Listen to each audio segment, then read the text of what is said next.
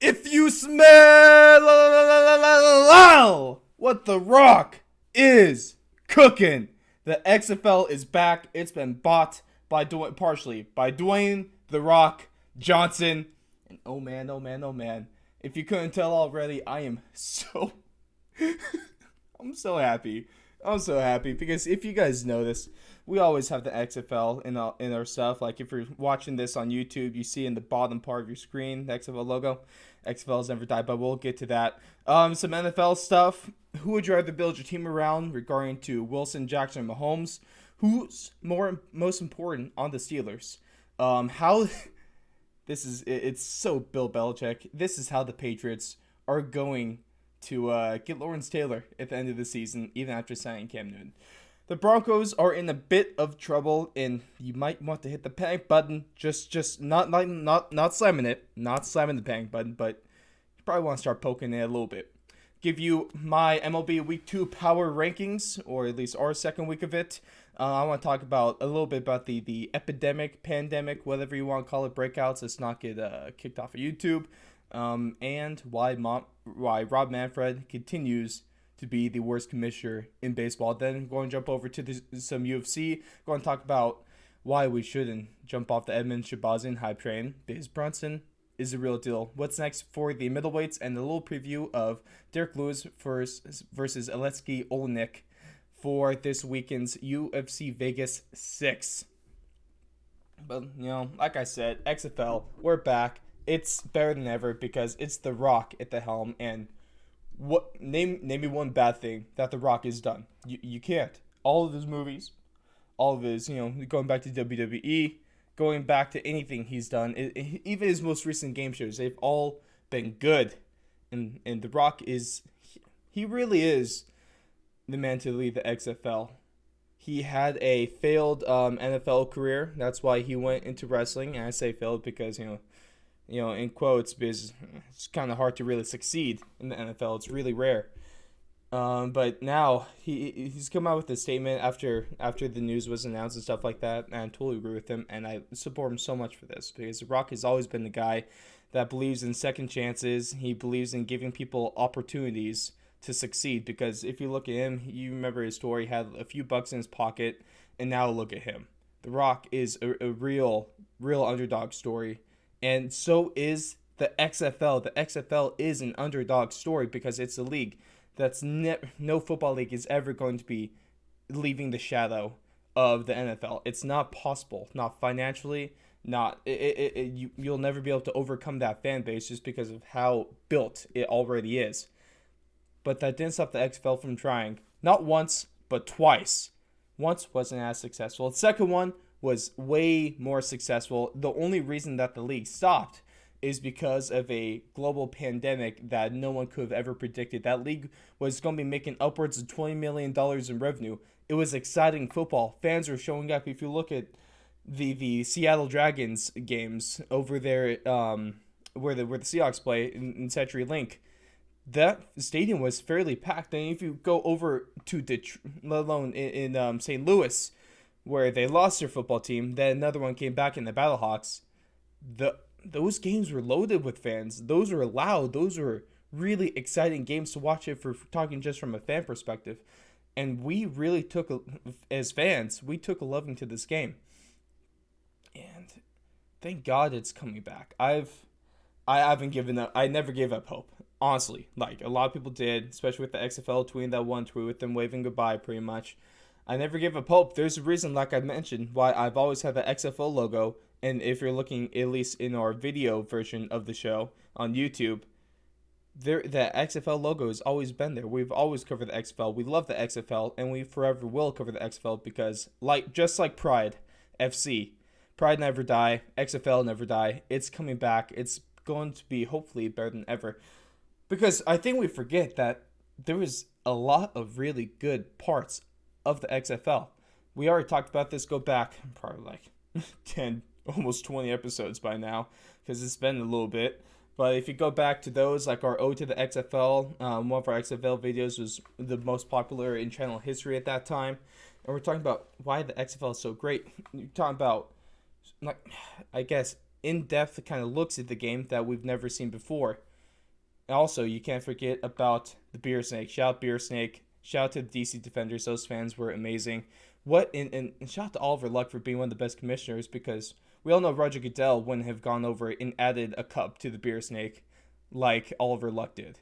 He is amazing for that. The fans are amazing. We get such an in-depth look at the league and what the players do with the instant interviews on the sidelines. We hear the coaches mic'd up. We hear the players mic'd up. The first XFL game ever, we had the Seattle Dragons and the DC Defenders, and there was a little scuffle on the field. Then one of the offensive linemen from the Dragons came up, and in the first game they're doing these immediate sideline interviews, drops the F-bomb on national television.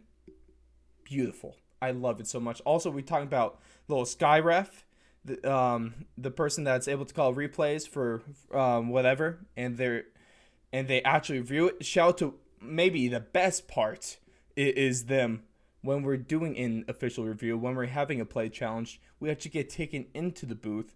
We see the replay official actually doing their job, and we hear them talking, so we actually get to hear what they're talking about. We get an in-depth look, almost a never before seen look at the process. And they didn't always make the right call. They didn't always make the best call.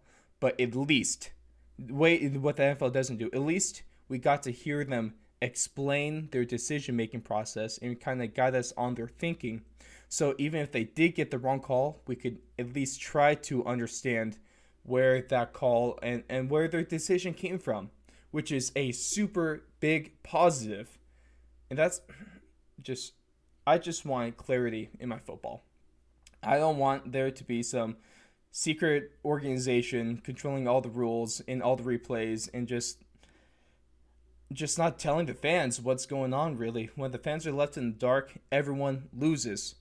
And so the XFL, man, like I said, it's coming back. It's going to be great. And man, I cannot be more happier. I hope they keep the same teams. Shout out to the Houston Roughnecks, because the uncrowned inaugural XFL champions. Let me remind you about that. And so, you know. But thank you, Rock. You're an amazing person. I'm so happy. All right, sticking with football, moving to the NFL, though. My first question I want to ask you, and then everyone, please give me responses to this, whether you reply to us on Twitter, whether you reply in the YouTube comments, or you leave a 5-star review on Apple Podcasts with your answers to these questions and to a little bit of the debates. So the first one, who would you rather build your team around? Is it Russell Wilson, Lamar Jackson, or Patrick Mahomes? And to be honest, this one's a really easy answer for me. It is Patrick Mahomes. I mean, of course. Now, let's talk about the other two, Russell Wilson and Lamar Jackson. I said that Russell Wilson, at least up until like week 12 or so, that Russell Wilson was the current NFL MVP. But then Lamar Jackson overtook him because he just put on a remarkable season that we could hardly compare to anyone else in NFL history. But Russell Wilson was the key to his team. He was out there having no offensive line in front of him, hardly a running game to back him up. That defense was depleted. There is no Legion of Boom anymore. But he was still making things happen. He had like 1 or 2 interceptions going into like week 14 or something like that. Something ridiculous. He didn't throw interceptions. He always made the right play. And he always got out of harm's way as well, because he got a lot of scramble yards. He got a lot of rushing yards. But that's just, north and south. If we want to talk about how much he ran east to west, sideline to sideline, we're probably seeing just a few hundred yards a game in just east to west alone, because he didn't have any help, but he was still out there making plays, making defenders miss, and making people look stupid, and then getting the ball downfield for big-time touchdowns. That's what Russell Wilson did. Lamar Jackson, you could say the same thing, but he had a way better supporting cast around him, and that's also what ultimately led to his better success in Russell Wilson and his MVP campaign. But then you can say that he had a really good supporting cast over there in Kansas City, but there's no denying that Patrick Mahomes is the best quarterback in the league right now. His $500 million contract helps back him up. Whether you say he's overpaid or not, I still can't go over $500 million. That's crazy. It still is crazy. But Patrick Mahomes, he probably would have been the best player last year. Probably would have been the MVP if he didn't miss those number of games with that knee dislocation injury, which did not look good. But there's a little bit of bias in me with the Broncos fan and all. Want him out, but at the same time want him in. Want him to play because, man, he just makes football a lot more exciting. I was torn on that. I'm going to be honest. But Patrick Mahomes, given his arm talent and maybe almost an underrated leg talent, that dude makes passes into anywhere. He can put a ball on the rope. He could lob it over everyone. He could fit into a window that's 6 inches wide. He's crazy. He really is ridiculous, and that's why I build around him. He's also Wilson's definitely not the one I would build around, at least not at this stage, because he's a little older. Although he still has plenty of years left in him. I'd rather take a younger guy like Lamar Jackson, Patrick Mahomes. But I guess the way I like football is I'm old school. I'll fully admit that I'm old school. I love a good running game. I love a good ground and pound with some passing off of the running game. But of course, how to run the ball when you have Patrick Mahomes. And I like more pocket passers. That's why I like Patrick Mahomes over Lamar Jackson. Don't get me wrong, Lamar Jackson is amazing. He's incredible. Phenomenal athlete. But I'm taking Patrick Mahomes. But like I said, let me know what you guys think. Next one is, who is more important to the Steelers' success in the 2020-2021 season? Is it Big Ben Roethlisberger coming off of his elbow surgery, finally shaving that beard, which was looking really good, I might add. Or is their defense more important than Big Ben? Now, I will say that Big Ben is key to their success. It's NFL. The NFL is a quarterback-driven league, and without a good quarterback, you're probably not going to succeed. Big Ben has been able to make plays for the Steelers almost his whole career. The only time that the Steelers don't get any sort of success from him is when he's off the field. Now, that's happening a lot more than usual because he's almost getting injury prone. But also, I wouldn't say prone, he just puts himself into bad situations a lot of times. Like, if you want to compare older quarterbacks, I guess it's hard to really compare people. But Tom Brady, look what Tom Brady did last year. And look why, besides the TB12 program, look why he's had this sort of longevity in the league. It's because he's smart. He knows when to throw the ball away. He knows when to pull a Peyton Manning and just slide or duck and get to avoid the sack. Or just throw the ball out of bounds and avoid getting hit when you don't need to. He avoids the unnecessary shots. Whereas Big Ben, on the other hand, he's bigger than Tom Brady. He's one of the biggest quarterbacks in the league, let alone damn near one of the biggest players, if we're not including offensive linemen and defensive linemen. He takes hits. He goes in and he tries to put his head down, he tries to put his shoulder down, and he tries to hit people, which is not the best thing. Hopefully, he'll be changing that, because he's coming off that big-time surgery, and he's getting older. He should know that he can't take those kind of hits anymore, because he's not young. It's simple as that. He's getting broken down. He has to play smarter football. That's why their defense is the most important part to them, because, man, when Minka Fitzpatrick, when he was traded, they looked like a different defense. That defense can be good, and especially Big Ben, of course, he has to perform for the Steelers to be good for them to make the playoffs, because they probably don't make the playoffs without him. But at the same time, look at their division. You have the Baltimore Ravens. We already talked about Lamar Jackson, reigning MVP. Their offense is amazing. Their defense is great. You can't make mistakes against them.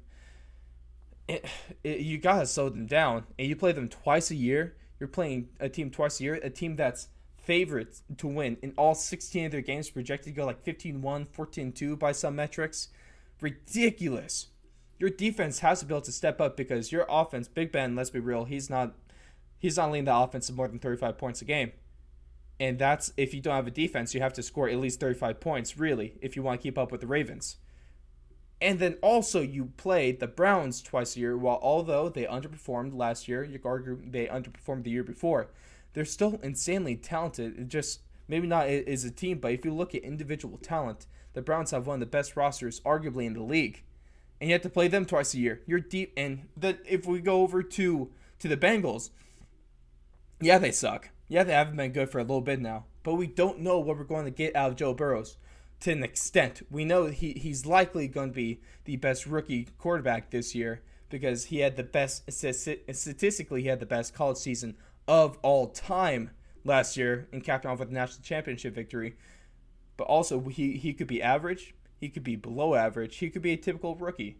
And then I wouldn't fault him for that, but who knows? Or he could be the guy that goes year one, just starts lighting things up all over the place. And if he ends up doing that, the Steelers are going to be in even more trouble, which means that they have to have an even better defense for that. So that's why I'm saying that the Steelers, their defense is the most important part to that team. And especially if we want to talk about just historically, the Steelers, throw back to the Iron Curtain, man. The Steelers, arguably, one of the best defenses of all time. They've always been a defensive-driven, a defensive-minded team, especially with Mike Tomlin. Defense first. Defense wins championships. And that mentality isn't changing anytime soon over there in Pittsburgh. So that only proves more point that the defense is more important. Like I said, for the last one, I want to hear what you guys have to say about this. All right, here we go. I kind of teased at the beginning, but this is how the Patriots are going to get Trevor Lawrence this year. It's such... I respect him. I respect him so much. But at the same time, I hate Bill Belichick so much. There's three things that are always constant in life: death, taxes, and Bill Belichick finding a loophole of some sort to get around the rules and to still be successful. They've lost Tom Brady. They've lost Rob Gronkowski. They've had the highest amount of opt-outs in the league with Matt Lacoste, Dante Hightower, Patrick Chung, Marcus Cannon, Brendan Bolden, Marquise Lee, and Najee Torin. All of them very important players to that Patriots football team. Now, already in this offseason, you went out and you got Cam Newton, he was a one-time league MVP, one-time led his team to 15-1 and a Super Bowl appearance, although, go Broncos, smoke them.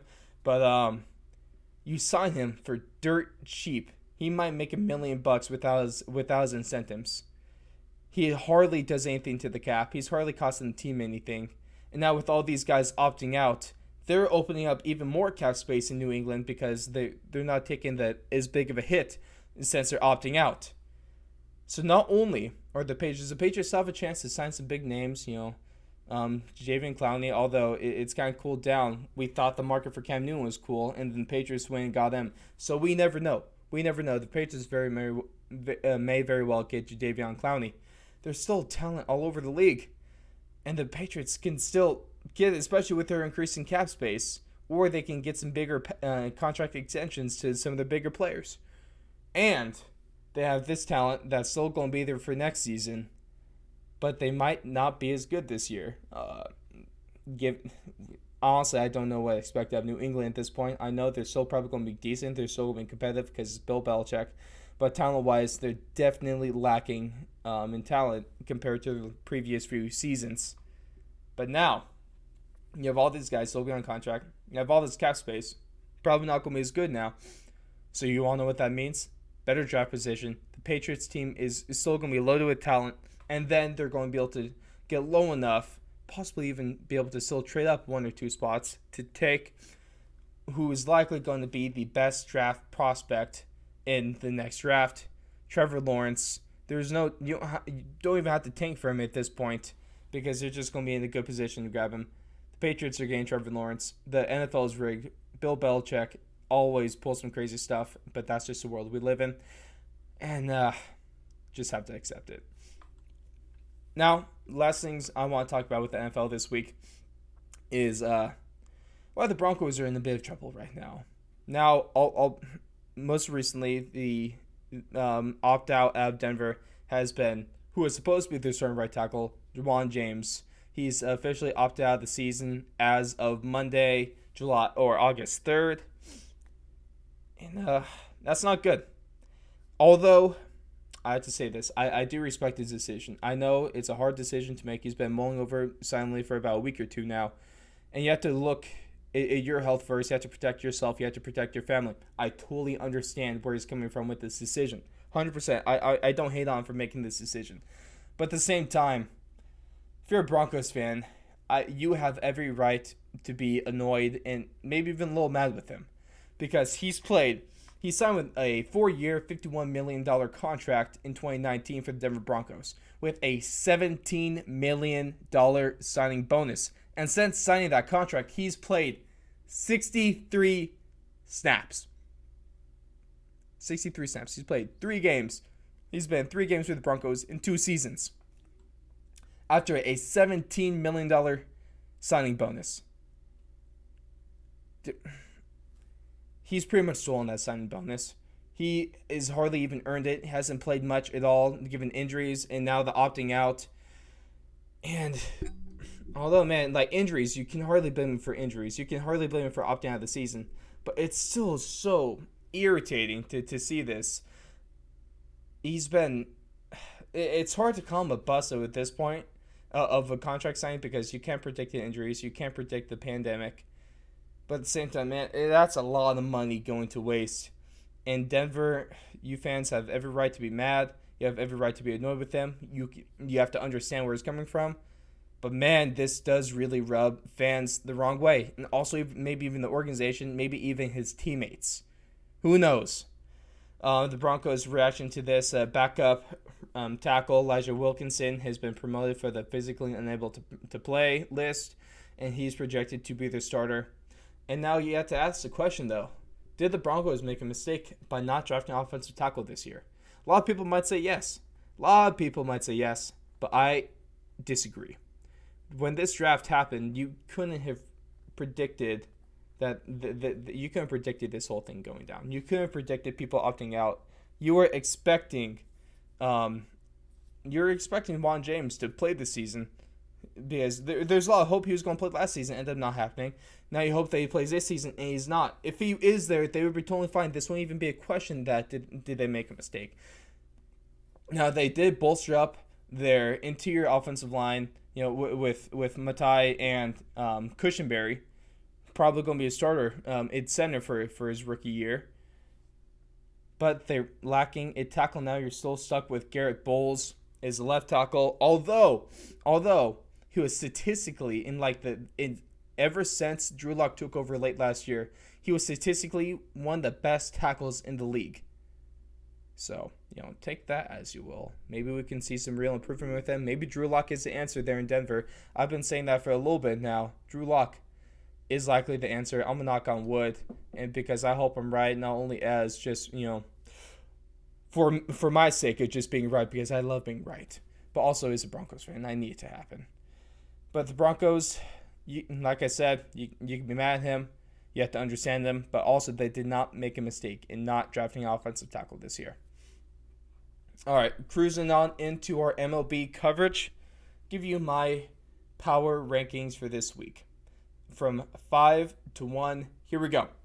It's going to be the Atlanta Braves. And what Jalen said in episode 45 of our MLB preview show, he said that the Atlanta Braves, and I do agree, a lot of people agree with him as well, that the Atlanta Braves are a good kind of dark horse World Series candidate this year. They're still in the top 5 right now, and I heavily agree. And they're in my top 5 for sure. Because if you've seen what the performance defensively, offensively, it's been good. It's been good. They've struggled a couple times in a couple of games. Of course, that's going to happen, but they're still good. They're still there. They're still first in the NL East. I'm not going to count. They don't have as good of a win percentage as the Miami Marlins because Marlins 2-1 with all their postponements. We'll get to that in a second. They're saying they're at .67. Braves only at .63, but they're 7-4. They are the best team in the division if we're not going off of just winning percentages like that. But next, my team at number 4 is going to be the Colorado Rockies. Now, they started off a little rocky, you could say. But now they're 7-2. They're on a three-game win streak as we're recording this on the 4th. They're at .778. Their offense is coming together. And also, their pitching has been better. They've been better ever since the first couple of games of the season. Number 3 team that we had in top 5 last week, it's going to be the Chicago Cubs, saying they're 8-2, top of the Central Division. They're on a 4-game win streak. They're looking good, and they have a plus 12 run differential. They're looking good. As a lot of people kind of expected them, maybe not this well, but also it's still early in the season. With it, already a sixth way through the season for a lot of teams. That sucks. That really does suck. Number two is a team I had up here. I think they're my first out, but it's going to be the Twins. The Twins were a solid team, also 8-2 right now. Solid team last year with their just crazy amount of home runs. That offense production was insane, and they kind of picked up where they left off. They're still looking good, but of course, the best team in the MLB right now is one of the best record and one with one of the best. They're on the best winning streak as well. It's the oh, I hate saying this. Your Ray's probably so happy when he hears this friend of the show. New York Yankees are the best team in the league right now, especially with Aaron Judge. 5 games in a row with the home run. One game with 2 of them. That dude is on a streak like none other, and he's jacking the ball way deep. You have him, Giancarlo Stanton. That pitching lineup is still good. They're on the win streak of 7. Run differential of 17. And the second place team in their division is the Baltimore Orioles. Now, who would have seen that coming? Who would have seen that coming? But at the same time, the Yankees don't have much to compete with, and most of their games are going to be taking place in their division. So there's not really any signs of them slowing down right now, especially with the lack of competition in the AL East, because you have the Orioles 5-3, Blue Jays 3-4, the Rays 4-6, and then the Red Sox are 3-7. So they can win a lot of the games just within their division alone, especially playing games original. You have teams like the Mets and stuff like that.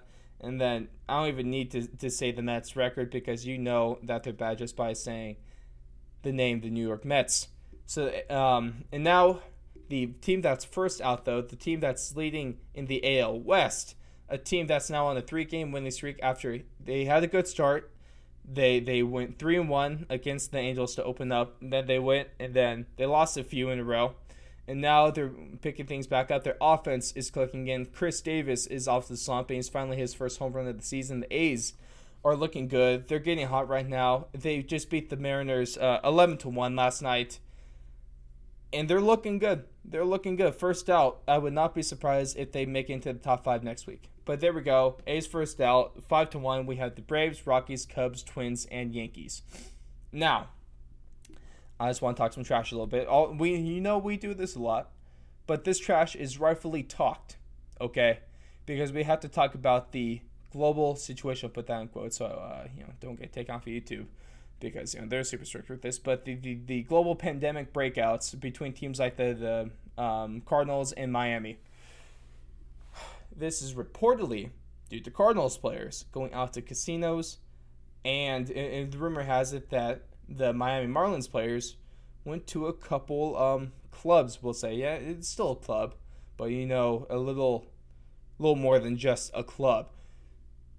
So my biggest beef with this, although I'm not a player, I'm not a professional player. I'm just a guy that has some sports background and a guy that talks on the radio, although we have the best show on the market, of course. Fourth and Long, shout out. Go to www.thefourthandlong.com for all the best content in sports podcasting. But you have players are in this global situation, a somewhat serious pandemic, and you're risking games, you're risking your team's health, you're possibly even risking lives when you go out for fun, I guess, in casinos into these clubs. You're risking. It's just the competitor in me is kind of pissed off about this because you're risking games, you're risking wins, especially in the super condensed season. You're risking all of this. You're risking your chance at the playoffs. You're risking your chance at a World Series victory, let alone just not even talking about the health issues, and whether it be to your teammates families, your coaches, the staffs and coaches' families. You're risking all that to go to a casino, go to a club for a few hours of fun when you're supposed to be taking this super condensed season a lot more seriously. That it's annoying, and as fans of those teams and as their teammates and families of those players and coaches, they have every right to be annoyed by this because it's a stupid decision. It's a bonehead decision, and they're costing their teams games because of this. They're costing them. Every game is so important now because it's not 162 games, it's 60. It's 102 games less. Thank you very much. I'm good at math, but I don't like this. I don't like going out and partying and doing all this in the middle of this super serious situation. And it's not good. Hopefully they fix it. But also to bandwagon off of this, especially after the most recent positive tests from the St. Louis Cardinals, we have Rob Manfred threatening to cancel the season if their positive test rates don't decrease or just don't get handled a little better than they are. But Rob Manfred, he's the one that's threatening to cancel the season. When compared to when they were going through their, I guess their negotiations of how they're even going to do the season, how the season was going to look and stuff like that. It didn't even look like he wanted the season in the first place because he wasn't even cooperating with MLBPA. He wasn't doing anything for them. He was just screwing them up, screwing them over, screwing the fans over, screwing the players over. And now he's the one threatening to cancel the season if stuff doesn't get better. Rob Manfred, you are the worst commissioner, president, runner of any sporting organization, at least in the United States. And it's embarrassing. I don't like him. No one likes him.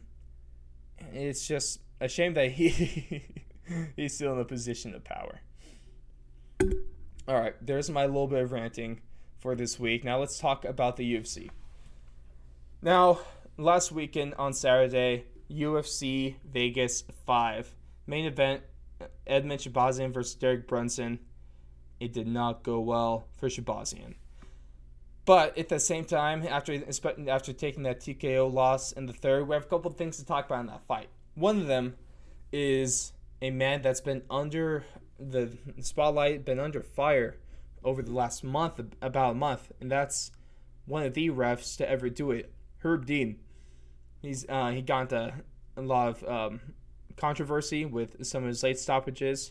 Dan Hardy had a lot to say about that, and now there's a lot of people getting mad at him for how he handled this Shabazian and Brunson fight. And I just have to say, I said this on Twitter, which you could go follow us at Fourth Long Radio. A lot of good tweets, a lot of funny stuff. Best Twitter account in the world, without a doubt. And then there are a lot of people attacking him for what people saw as a late stoppage. Now, what happened, if you didn't see it, is that Shabazian arguably was out. Although he really wasn't, but you could have called the fight at the end of the second, but saved by the bell. He went to his corner, he answered the bell for round 3. Doctor even came in, he waved the doctor off, said he was good. Then he'd go out in the third, he gets dropped one more time, like about a minute in, and then Herb Dean, after a couple punches on the ground, goes in, or not even really a couple, he stops it super quick, almost as soon as he gets to the ground. And that is the right stoppage. He wasn't out at the end of the second round. He answered the call. He waved off the doctor. All signs pointed him to being fine. And then he got dropped. And then once he got dropped early in the third, Herb Dean came in, stopped it super quickly. That is what you do. He was fine the second. He was fine the third. A lot of people now this seems to be the thing in sports or in life in general. A lot of people just jump on the anti-Herb Dean bandwagon. There's so many people out there saying that Herb Dean is a bad ref. He should be fired and stuff like that. Calling him Mario Yamasaki, which is awful, man. You can't even compare the two in terms of badness. Herb Dean is miles ahead of him. Now, although he might not see it, he probably isn't better than arguably the best ref,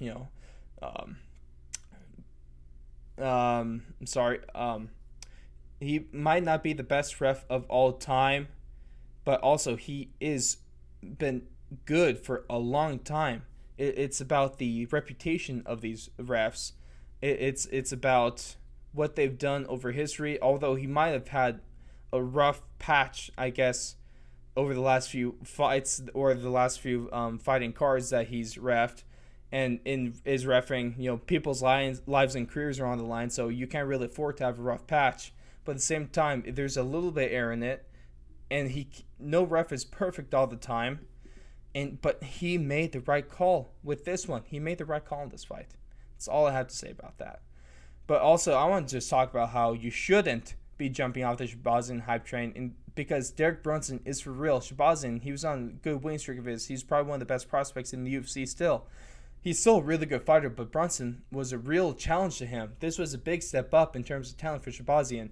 Brunson, if you look at his losses, he's really only lost to Israel Adesanya, current middleweight champion, Anderson Silva, former middleweight champion, Ronaldo Souza, Whitaker, former middleweight champion, Yoel Romero, multiple-time middleweight champion contender.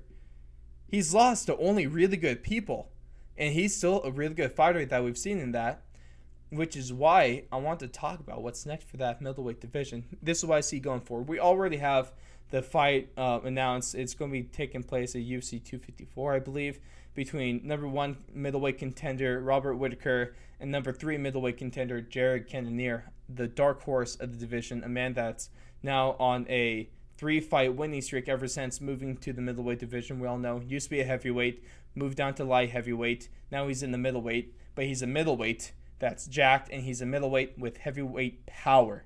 That man is scary. And shout out to Robert Whitaker for stepping to take that fight. He's not scared. He's not whining about that he should just not even have to have this fight, and he should be again the winner of Paulo Costa and Israel Adesanya. He's cool with this, and that's why I respect him so much.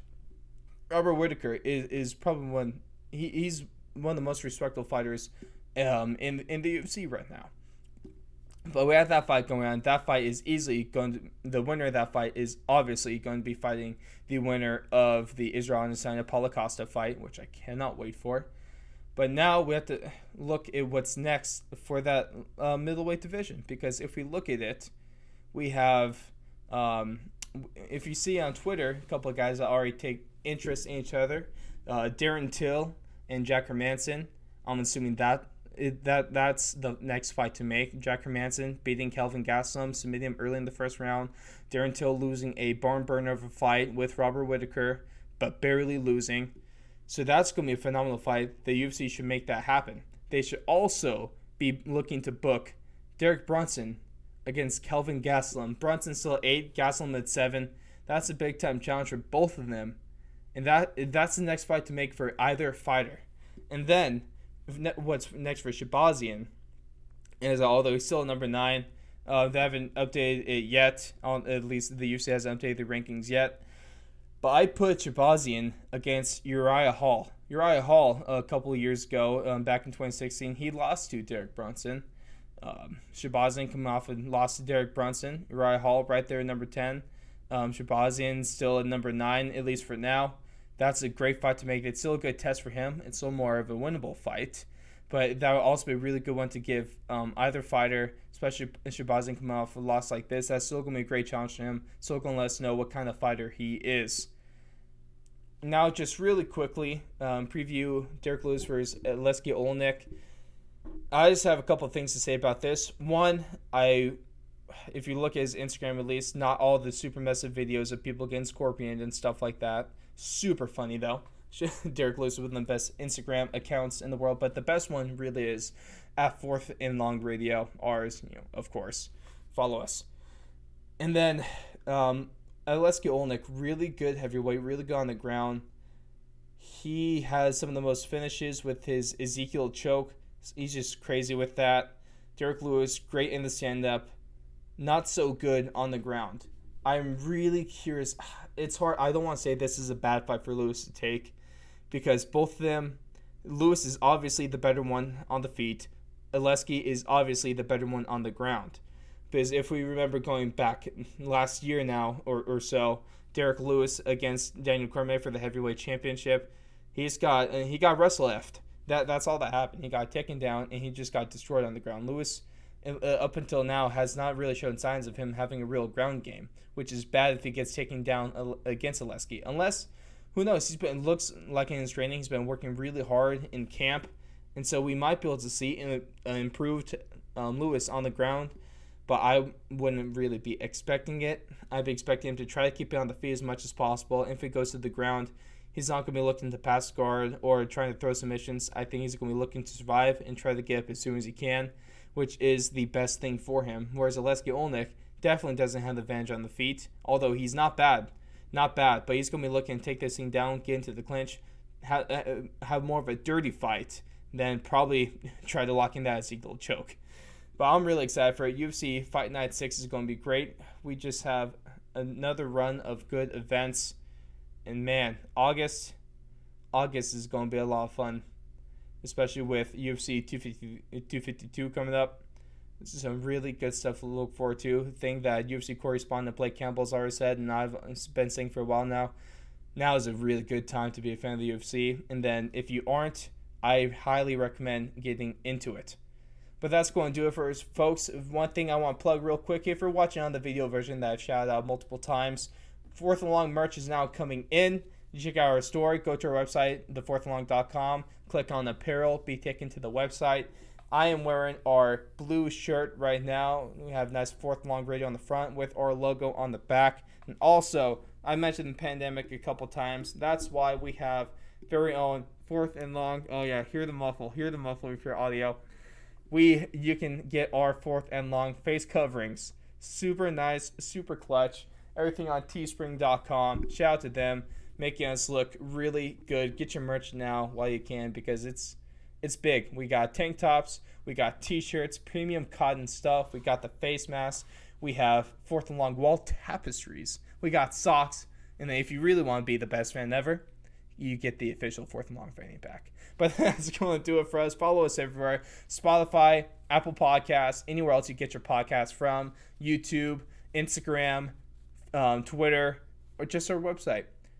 But thank you everyone for listening. Shout out to The Rock for buying the XFL. XFL never die. We will catch you guys in the next one. Thank you.